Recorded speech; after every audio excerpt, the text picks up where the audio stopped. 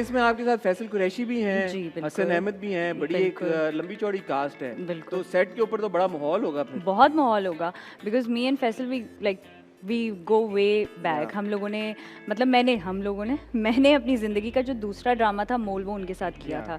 तो वो उन्होंने मुझे बिल्कुल छोटा सा बिल्कुल उस तरीके वाला देखा हुआ है कि अभी स्टार्ट किया है, दूसरा तीसरा ड्रामा करना शुरू किया है।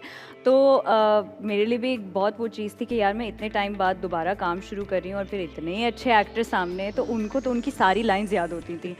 मैं बीच में नर्वस होके ना मैं अपनी लाइन्स भी भूल जाती थी, मुझे समझ नहीं आता था मैं क्या करूँ। एंड यासिर वाज लाइक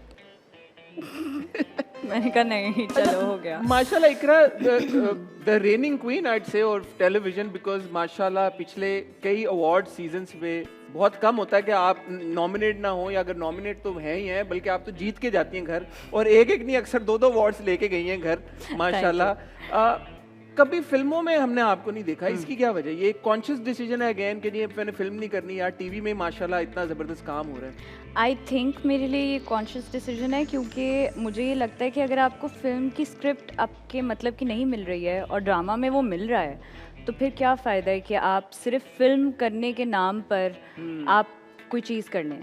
क्योंकि फिल्म भी फॉर मी, मेरे लिए ना ड्रामा और फिल्म में कोई एज सच फ़र्क नहीं है। मेरे लिए प्रोजेक्ट है वो, मेरे लिए कोई एक्टिंग का टास्क है जो मुझे पूरा करना है और बेहतरीन तरीके से करना है कि वो लोगों को पसंद आए। उसकी स्टोरी ऐसी होनी चाहिए कि लोगों को एक मैसेज भी पहुँचे, वो गलत आपको सीख ना दे और वो एक अच्छी एंटरटेनमेंट हो।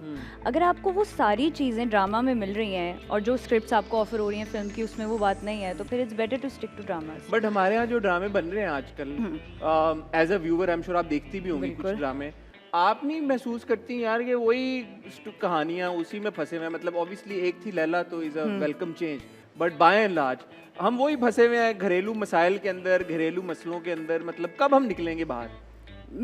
मेरे ख़्याल से इसमें ना बहुत बड़ा, बेसिकली जो आप बात कर रहे हैं ना वो कंटेंट की चेंज होने की बात कर रहे हैं, तो मुझे लगता है इसमें बहुत बड़ा हाथ हमारी अपनी ऑडियंस का भी है जो ड्रामे सबसे ज़्यादा देख रही है। क्योंकि आप जिस चीज़ को सबसे ज़्यादा देखेंगे उसकी रेटिंग आएगी, प्रोड्यूसर को फ़ायदा होगा, फिर प्रोड्यूसर वही वाला कंटेंट प्रोड्यूस करेगा क्योंकि वो भी एक बिज़नेस कर रहा है। तो आप उसको नहीं कुछ गलत कह सकते।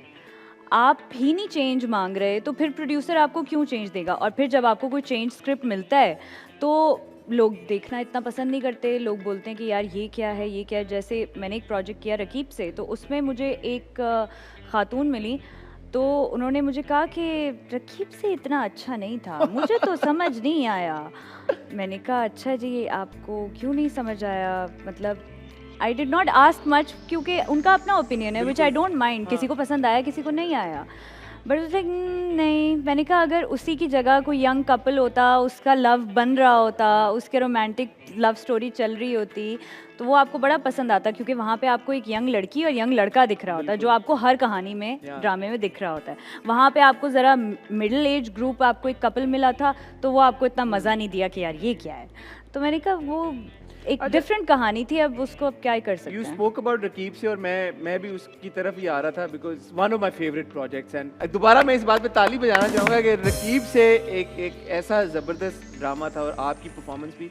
But how important is it for you as a performer to be part of projects like Rakeeb से? क्योंकि अगर देखा जाए तो उसमें आपका उस तरह से सेंट्रल रोल नहीं था जिस तरह से आप यूज्ड टू हैं, पूरा ड्रामा ही आपके इर्द गिर्द रिवॉल्व कर रहा है। बट अगेन आपने अपनी परफॉर्मेंस से उस रोल को इतना अच्छा तरीके के साथ निभाया कि आपको बेस्ट एक्टर की नॉमिनेशन मिल गई, ये भी एक अचीवमेंट है।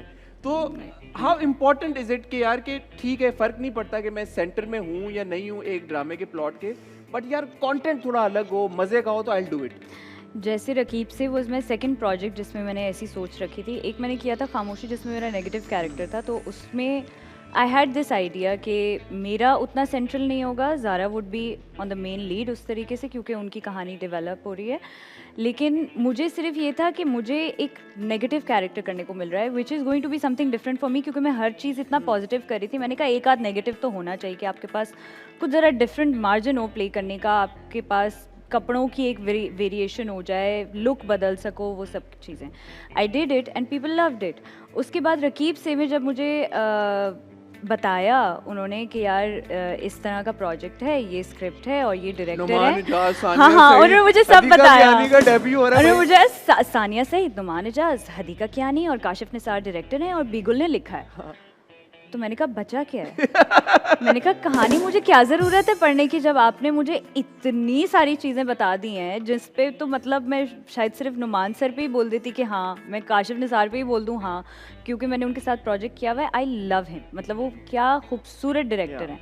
तो मैंने कहा आपने मुझे इतनी सारी चीज़ें, तो मैंने कहा अब मुझे स्क्रिप्ट नहीं पढ़नी। मैंने काशिफ भाई को फ़ोन किया, मैंने कहा काशिफ भाई आप ही कर रहे हैं, मुझे स्क्रिप्ट नहीं पढ़नी, आप बस प्लीज़ मुझे ले लें, बस इतना ट्रस्ट प्लीज़ था।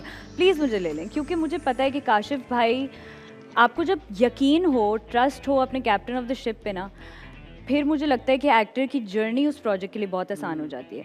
क्योंकि आपको पता, मुझे लगता है कि एक एक्टर को डायरेक्टर की बात बहुत सुननी चाहिए, बट उसके लिए ज़रूरी है कि आपको ट्रस्ट हो अपने डायरेक्टर पे कि वो जो आपसे करवा रहा है वो आपके फ़ायदे के लिए ही है, और आपके director कैरेक्टर इतना के लिए। competent भी होना। ये भी कह सकते हैं, मैंने नहीं इसमें कहा, बचना था। मैंने नहीं कहा, इसमें मैंने नहीं check कहा, करना था। बट यस आई थिंक हाँ। क्वालिफाई भी उस लेवल पे करता हो कि बंदा बोले। बट नहीं, और माशाल्लाह फिर हमने देखा जो रिजल्ट निकला रकीब से का, जो आप सब लोगों की परफॉर्मेंसेस थी, और जैसे मैंने कहा कि माशाल्लाह आपको नॉमिनेशन भी मिल गया, वो भी बेस्ट एक्टर कैटेगरी में, तो ज़बरदस्त।